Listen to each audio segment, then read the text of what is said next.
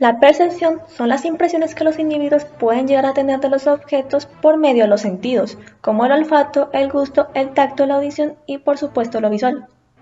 No es un proceso tan simple como uno puede llegar a creer, pues se tiene que pasar por un proceso complejo para siquiera llegar a percibir algo. Este proceso se lleva a cabo en las siguientes etapas. Detección, en la cual el individuo percibe el estímulo por medio de los órganos sensoriales. Organización, que es el momento en que nuestro cerebro organiza los estímulos diferenciando fondo y forma, agrupando los estímulos por proximidad, intentando buscar una secuencia, etc. Y por último está la salida, que es cuando nuestro cerebro envía la información ya procesada a los órganos receptivos, y en todo este proceso de percepción actúan dos tipos de áreas del cerebro: el área de proyección específica, como por ejemplo las áreas encargadas de los ojos que únicamente reciben estímulos de luz, la área encargada de la lengua que recibe únicamente estímulos de gusto, y así con el resto de los sentidos, y las áreas de asociación, que son las encargadas de integrar varios sentidos para tener una percepción conjunta, es decir, que nos permiten combinar todas las sensaciones a la vez en una misma imagen, porque imagínense un mundo en donde únicamente puedes escuchar. Estaría raro, ¿verdad? Pero ok, ya sabemos cómo funciona en el mundo real, pero ¿qué pasa con el cine? Pues en este ámbito la percepción de un film no se limita únicamente a procesos cognitivos de información, pues en este hay una percepción artística. No es que se diferencie mucho de otros procesos de percepción, la única diferencia a remarcar es que participa un mayor grado de inconsciencia, de afección, de excitación emocional, de atención y de imaginación. Pero retomando un poco el tema anterior, ¿cómo es el proceso por el que pasa el estímulo sensorial para producir una imagen fílmica? En primer lugar, este proceso debe ser llevar a cabo por un receptor, es decir, el espectador, en el cual se van a llevar a cabo todos los procesos. ¿Quieren escuchar cada uno de los procesos que llevará a cabo? Esto va para largo. Primero están las sensaciones. La sensación, por definición, son los procesos sensoriales en los cuales hacemos la recepción de los estímulos por medio de órganos sensoriales. Por ejemplo, las ondas de luz entran al ojo y recibimos la sensación de algún color. Las sensaciones son de carácter psíquico, mientras que las causas que lo provocan son físicas, es decir, que las sensaciones son producidas por nuestro cerebro.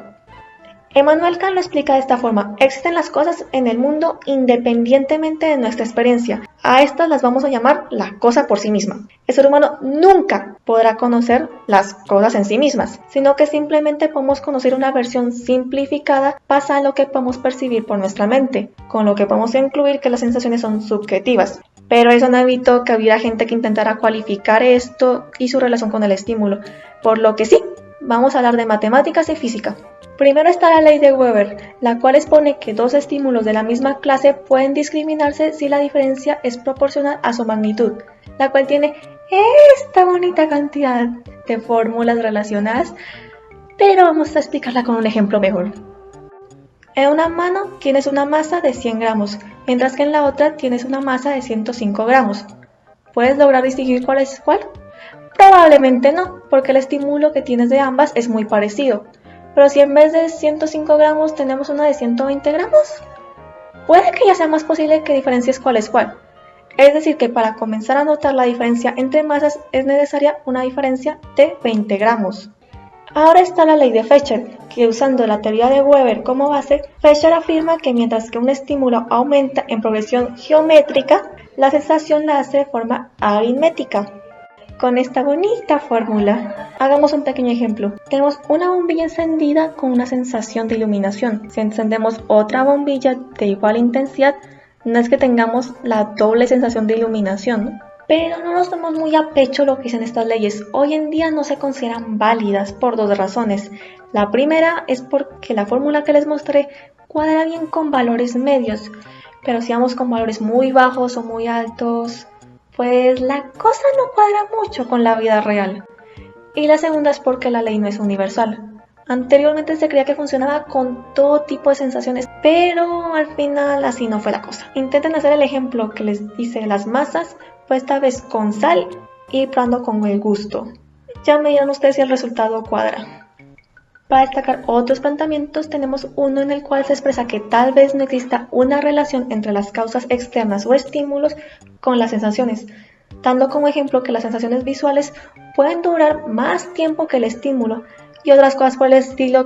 Pero para ahorrarnos toda la charla anterior, podemos resumir esto en algunos puntos. como que actualmente poseemos formatos de medición con los cuales podemos conocer más o menos qué intensidad lumínica el espectador puede llegar a diferenciar, por cuánto tiempo puede que le dure, cuándo va a diferenciar un estímulo con otro. Pero sigamos con el siguiente punto, la emoción. Las emociones, por definición, son los procesos por los cuales un organismo puede detectar peligro, amenaza, desequilibrio. Es decir, que las emociones son mecanismos que nos permiten reaccionar con rapidez ante las situaciones. ¿Y cómo se logra que una persona tenga reacciones emocionales? Pues gracias a un acontecimiento externo. Y hay miles de definiciones y características distintas sobre las emociones, pero vamos a destacar algunas. La teoría de Cannon-Barth se enfoca que las emociones se originan porque el tálamo envía impulsos por los cuales sentimos emociones. Hoy en día se ha demostrado que es más importante el hipotálamo para esta función. También afirma que las emociones anteceden a la conducta preparando al organismo. Como ejemplo, lloramos porque en primer lugar estamos tristes. Otra teoría sobre las emociones sería la teoría de los instintos de McDougall, la cual define que los comportamientos de las personas obedecen a los instintos, entre ellas las emociones. Los instintos son el motor de toda actividad humana. Y con esto vamos a empezar a clasificar todos los instintos que provocan una emoción. El instinto de fuga, que provoca la emoción del miedo, el instinto de combate, que provoca la emoción de la ira, el instinto de repulsión, que provoca el disgusto, el instinto paternal, asociado con la emoción de la ternura, el instinto de curiosidad conectado al del asombro, el instinto de autoafirmación, que aporta la emoción del orgullo, el instinto de autohumillación ligado a la emoción de la sumisión, el instinto de reproducción, que invita a la emoción del deseo sexual, el instinto gregario, que conecta a la emoción de la soledad, el instinto de adquisición, que estimula la emoción de la propiedad de tener, el instinto de creación unido a la emoción de la creatividad, y el instinto de búsqueda de alimento vinculado a la emoción del hambre. No sabía que el hambre se considera una emoción, pero bueno. Más tarde llegaría Watson, el cual con una serie de experimentos concluiría la importancia del aprendizaje en el desarrollo de pautas emocionales. ¿Cuáles experimentos? Pues recuerdan al pequeño Albert.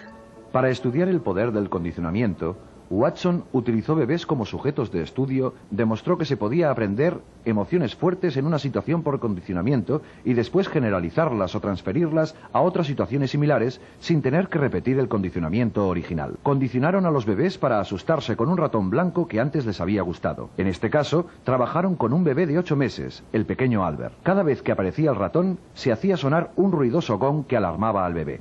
Algunos años después de estas demostraciones, un miembro del equipo de Watson desarrolló técnicas para eliminar miedos ocasionados por condicionamientos naturales en adolescentes. Jones fue la primera terapeuta conductista. Pero estas técnicas llegaron demasiado tarde para algunos de los sujetos de Watson. Siguiendo con la temática de las emociones, tenemos otro autor llamado Lidley.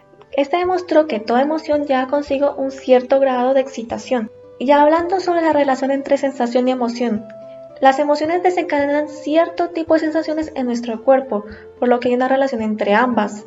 Por lo que podemos decir que si se alteran las sensaciones en nuestro cuerpo, se van a desencadenar nuevas emociones. Pero retomando el tema del cine, la emoción es algo de lo cual el espectador no se puede desprender. Al momento en el que vemos una obra cinematográfica, adquirimos un estado y nivel emocional basado en lo deseado por el realizador de la obra. Hay una interacción entre lo propuesto por la obra fílmica y el estado emocional del receptor. Las emociones que siente el espectador de un film son emociones dirigidas y programadas, no arbitrarias. En una obra hay todo un sistema que organiza los desencadenantes de emociones, todo un sistema propuesto por el realizador, quien se apoya en las posibles reacciones que podría tener el receptor para hacer cada una de las escenas. Esta labor del realizador tiene un serio problema, y es que cada persona actúa de forma distinta ante un mismo estímulo. Por ejemplo, el pequeño Albert. Agregamos esa escena porque queríamos dar a sentir incomodidad o ira ante lo que le pasó al pobre. Pero ya me dirá cada cual que sintió, tal vez indiferencia o más bien sorpresa porque está súper fuera de lugar la escena. Aunque es verdad que existe un amplio margen en el cual las reacciones de las personas son semejantes, ya que están basadas en una escala de valores. Espero que todos hayan sentido odio hacia la persona que hizo el experimento de Albert, porque si no, su escala de valores es un poquito diferente al resto. Ahora, con todo lo dicho anteriormente, podemos concluir algunas cosas. Con las emociones tenemos un problema similar al de las sensaciones, es decir, son subjetivas. En segundo lugar, que cada individuo se ve influenciado por sus valores, entorno, experiencia, etc. al momento de tener una u otra reacción emocional. Aunque no sea posible medir con exactitud las emociones o el nivel de excitación de cada persona, es posible prever alguna reacción que pueden tener. Eso sí, para que haya siquiera una reacción emocional debe haber primero atención, porque si no prestas atención a tu entorno, ¿cómo siquiera vas a reaccionar? La atención se define como la capacidad de seleccionar y concentrarse en los estímulos más relevantes, es decir, es un proceso cognitivo que nos permite orientar los estímulos más relevantes y responder en consecuencia. La atención, según Sloberg y Matter, se puede descomponer en los siguientes puntos. Arousal, que hace referencia a la capacidad de estar despiertos o de mantenernos alerta ante una situación. La atención focalizada, que se refiere a la capacidad de centrar nuestra atención en algún estímulo en específico. La atención sostenida, que es la capacidad de mantener la atención en un estímulo o actividad por un periodo de tiempo. La atención selectiva, que es la capacidad de mantener la atención en un estímulo en concreto aún en presencia de otros estímulos que sirvan como distracción. La atención alternante consiste en la capacidad de cambiar el foco de atención entre dos o más estímulos. Y por último, la atención dividida, que es la capacidad que tiene nuestro cerebro de atender diferentes estímulos. En el caso del espectador de una imagen fílmica, la atención será en los puntos que reclaman el interés del espectador. Y para que esto se produzca, es necesario que la imagen fílmica produzca unos procesos por los cuales se llame la atención del espectador. Las personas poseemos dos tipos de atención: la atención voluntaria, en la cual somos nosotros mismos los cuales conscientemente dirigimos nuestra atención a determinados objetos, pero la atención involuntaria, en la que se nos hace imposible controlar a qué le damos atención. La atención voluntaria no sería lo más adecuado para ver cine, puesto que el espectador se concentra en lo que quiere, pero no en lo que el realizador quiere que te enfoques. Al prestar atención de forma voluntaria, no entras en el juego emocional que quiere que ingreses. Es decir, imagínate estar viendo una escena súper emotiva, triste, que normalmente te llamaría la atención, pero tú solamente te enfocas en que la cortina de fondo se ve bonita. Pero volviendo al anterior, ¿cómo llegamos a prestar atención en primer lugar? Primero debemos conocer el lugar. Es en un gran paisaje, ese paisaje completo en el cual aún no presta atención a nada. A esta la vamos a denominar visión global o neutra. Primero debemos conocer todos los estímulos para más tarde saber en qué podemos enfocar nuestra atención. Ya con la imagen global se van formando unidades, como pasto, árboles, rocas, a las cuales podemos ir dirigida nuestra atención. El realizador tiene demasiadas formas por las cuales puede hacer que el espectador se enfoque en algo en concreto, como puede ser el enfoque, el color, la acción, pero vamos a destacar uno: el grado de excitación emocional para lograr la atención. Pensemos en esto como un proceso. Tenemos una obra cinematográfica con una imagen A. Esta provoca una emoción. Puede que el nivel de excitación no sea muy alto, pero esta emoción nos controla para prestar atención a algo que ocurrirá más adelante. Ahora tenemos una imagen B. Gracias a la emoción provocada por la imagen A, prestamos atención a algo en particular y la intensidad emocional aumenta. La imagen B igualmente nos deja una emoción que nos controla para la siguiente imagen y así sucesivamente. Así la obra controla nuestra atención gracias a la emoción. La imaginación. En la imaginación normalmente se refiere a la capacidad de nuestra mente de elaborar imágenes de objetos que no están presentes. Pero igual que los temas anteriores, hay miles de perspectivas sobre qué es la imaginación. Una de las propuestas dicha por Freud dice que la función de la imaginación es recuperar el pasado, el volver a revivirlo, mientras que otra, dicha por Strate, dice que la imaginación desempeña una función liberadora, creadora, que permite superar lo que hay en la realidad. Y también podemos clasificar los tipos de imágenes que salen en la imaginación en 5 grupos. Imágenes icónicas o imágenes normales, que son las imágenes basadas en objetos que existen en el mundo físico y has visto. Eidéticas, que son imágenes que persisten inmediatamente después de una percepción. Por ejemplo, mira este carro unos segundos. ¿Verdad que durante unos breves segundos permaneció en ti la imagen del coche? Pues esa es la imagen eidética. Hipnóticas son las imágenes que surgen antes de dormir profundamente. En esos momentos cuando vas a dormir y por unos breves instantes ves una figura humanoide por allí, tranquila, son imágenes hipnóticas, no son fantasmas, puedes dormir en paz. Oníricas, que son las imágenes elaboradas durante el sueño. ¿Y qué tan extrañas son estas? Ya depende de ti. Y por último están las alucinaciones, que son la percepción de haber visto, oído o tocado algo que en realidad no está allí. Pero por si acaso aclaremos algo. Hay una gran diferencia entre percepción e imaginación. En la percepción, como se dijo anteriormente, es provocada por un estímulo físico, real, mientras que la imaginación actúa directamente sobre nuestra mente, son estímulos internos. Y otra vez, ¿esto qué tiene que ver con el cine? Pues la imaginación cumple dos funciones. La primera es la de revivir imágenes que están en nuestra memoria y con ello controlar las emociones que tiene el receptor.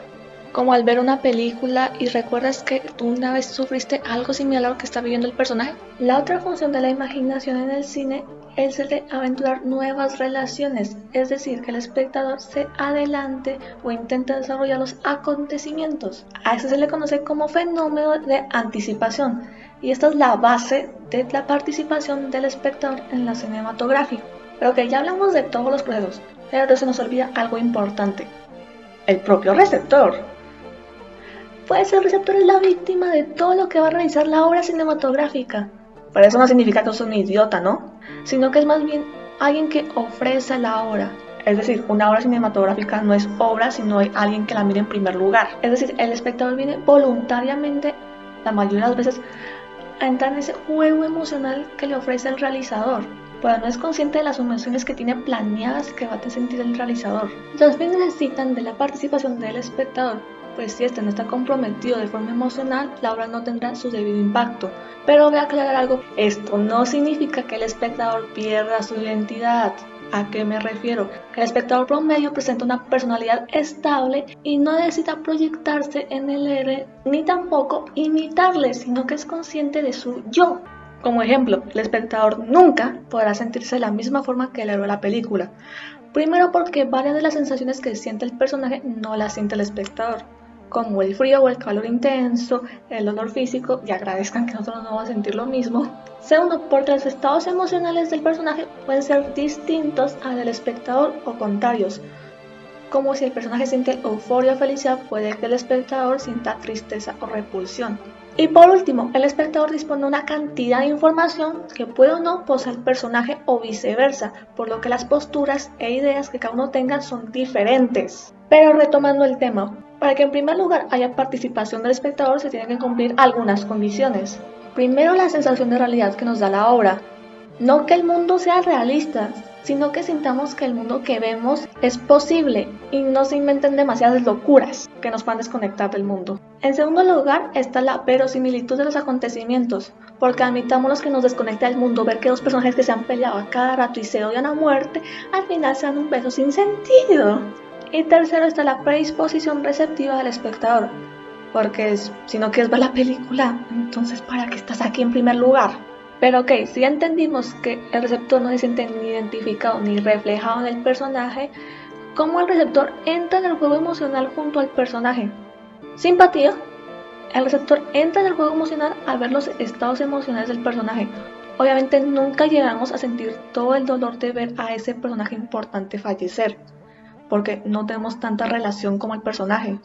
Sin embargo, el impacto emocional es alto, pues el sufrimiento por el que está pasando el personaje nos da simpatía. Y la conclusión final es: por Dios, ¿tenemos que hacer todo eso para ver una película?